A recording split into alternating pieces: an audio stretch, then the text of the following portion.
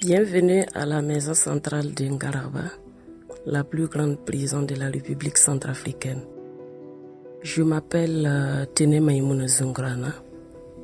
Je suis une spécialiste pénitentiaire du Burkina Faso et je travaille pour les opérations de maintien de la paix des Nations Unies dans la République centrafricaine.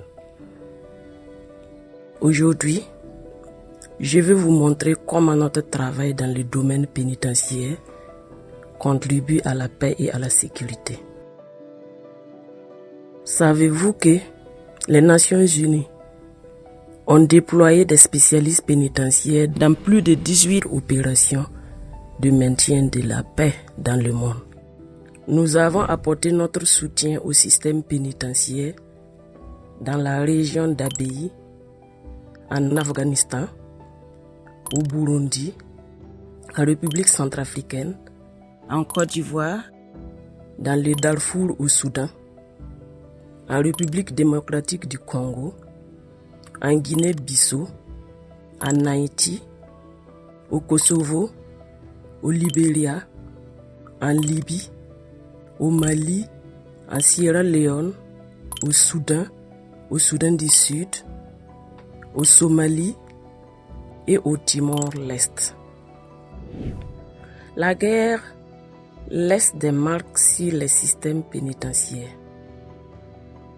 Au lendemain d'un conflit, les lieux de détention sont généralement délabrés, en manque de ressources et surpeuplés. Les auteurs des crimes graves et des violations des droits de l'homme sont emprisonnés côte à côte avec des personnes détenues illégalement ou qui ont été oubliées en détention provisoire prolongée. Les traitements inhumains et la malnutrition aggravent encore la situation de nombreux détenus. En face des perspectives aussi sombres, les détenus sont vulnérables à la radicalisation et au recrutement par des groupes armés. En l'absence d'une gestion appropriée, des locaux sécurisés et du respect des droits de l'homme, le risque de meurtre et d'évasion dans les prisons est élevé, ce qui expose les communautés vivant autour des prisons au risque immédiat d'attaque. Pour renforcer les prisons dans les zones touchées par les conflits, nous, composantes pénitentiaires, soutiennent les réformes du système carcéral menées à l'échelle nationale.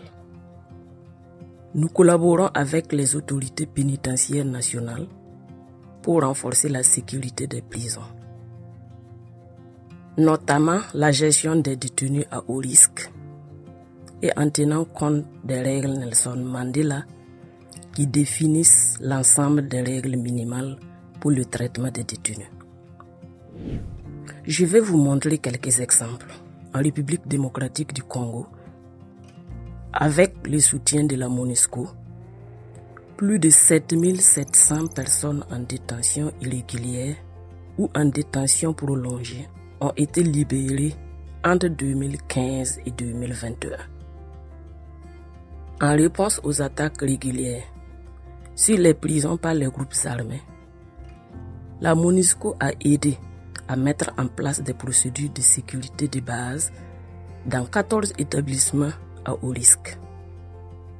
En 2021, la première école de formation pénitentiaire de la République démocratique du Congo a ouvert ses portes à la prison de Luzumu et le nombre de directrices de prison est passé de 0 à 4.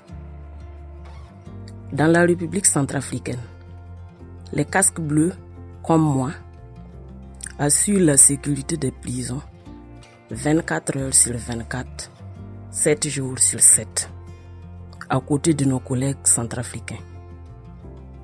Ensemble, nous nous efforçons de créer des conditions de détention sûres, sécurisées et humaines pour les détenus qui ont commis des crimes graves pendant le conflit.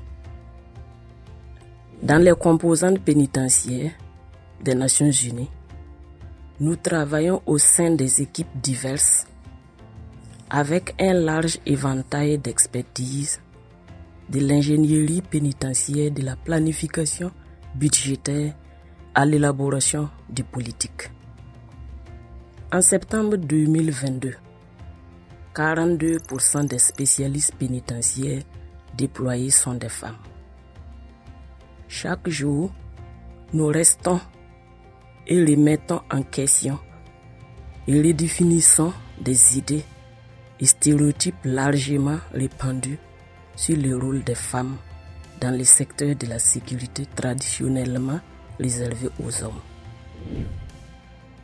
Afin de reconnaître les contributions exceptionnelles des femmes spécialistes des questions judiciaires et pénitentiaires aux opérations de maintien de la paix, l'initiative du prix de la pionnière des Nations Unies a été créée en 2022.